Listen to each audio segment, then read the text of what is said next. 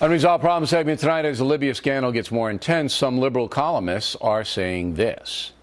This business about the Libya consulate has been like the October mirage. It really isn't an issue. And so, once again, tomorrow, Obama is going to have a very strong position because his foreign policy has been largely successful in terms of substance. All right, joining us now to analyze that statement and the situation in general, Mary Catherine Ham, who's in Washington, Juan Williams, who's in Boca Raton, Florida, this evening. All right, Juan, now, I guess this is new because the general just said it, too. It's no big deal, not an important issue. And I'm going, it's not? Will you say?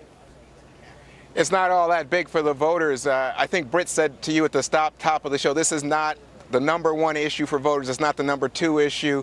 It's not the economy. It's not jobs. It's not deficit. So it's not even the #3 issue. But what we've seen is that as this issue has gotten more and more attention, we've seen Obama's favorability numbers on foreign policy go down. So he now has a slight lead in terms of who do you prefer to handle foreign policy over Governor Romney. But it's smaller. It still has not become determinative, Bill. And you know, that's the key thing here is people don't think Obama's liar. They like him, and they think that when they look at this issue, you know, they see Obama having gotten out of Afghanistan, out of Iraq, leaving Afghanistan, I should say. They see him having handled Libya and Egypt without having the U.S. forces intervene on the ground with boots. And they think, given the war weariness in the country, that that's a pretty good way to go. All right. I disagree. I think that the Libya situation is hurting the president. I know it's not nearly as important as jobs and the economy. However, in a foreign policy debate, if I'm Mitt Romney, I'm making this a centerpiece. What do you say, Mary Catherine? Yeah, I mean, I think it's a big deal on its face with 4 Americans dying. And I think the thing is for the Obama campaign is they need to be careful how they talk about this. When Stephanie Cutter, who's a spokesperson, is saying that this is not a foreign policy failure, I know it's her job to say that, but it feels like a dismissal of the problem, and the president needs to be careful about how he talks about that. And I do think there's a sort of an institutional advantage for an incumbent in this situation. He's the guy in the room with the briefers.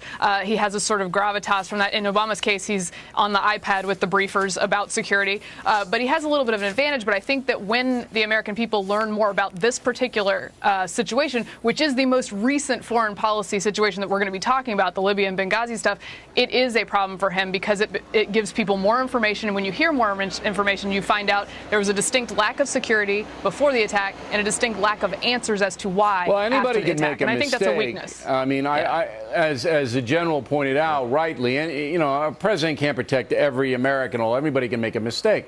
But Juan, doesn't it trouble you, as a member of the press for a long time, that the president doesn't hold press conferences? He doesn't feel it necessary to keep people up to speed on what's going on here?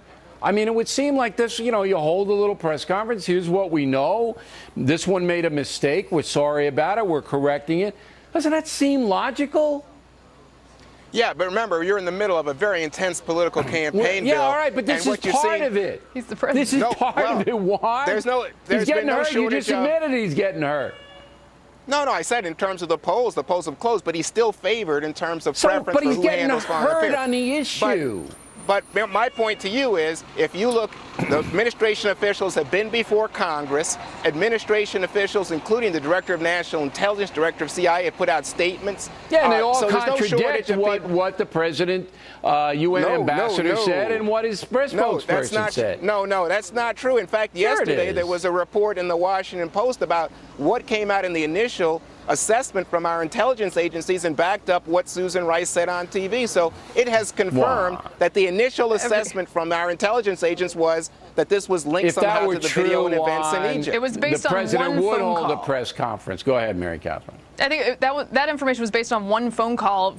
Reporters, and it's been reported in every single outlet reporting on this, was that intelligence officials thought that it was a planned attack from within 24 hours, and it was based on this one phone call, that it was sort of cherry-picked, that it might have been based on the video. And I do think there was an attempt to take it down that road and talk about the video for about 2 to 3 weeks, which the administration has to answer for. But here's the thing for Mitt Romney. I do think they do need to answer for that thing. But they're not answering for it. Right. And here's the thing for tonight, though. Mitt Romney Romney, I do think, as Britt was saying, needs to look presidential in presenting this and say, look, just on its face, this was a failure of intelligence and security. It needs to be dealt with in the future, and why aren't we answering questions about how it wasn't dealt with this time? I think that's and I think fair. That on its face does That's it. fair. Yeah. If he goes after leadership, and he says that Obama's leadership is flawed, look at what happened in Syria, look at China, look at Russia. He brings it in as part of that, Mary Catherine and Bill. But I think if he pulls it out just as a single issue, he's in danger of being seen as trying to politicize a tragedy. All right, Mary Catherine, Juan, thank you. When we come right back, Bernie Goldberg on tonight's debate, moderator Bob Schieffer.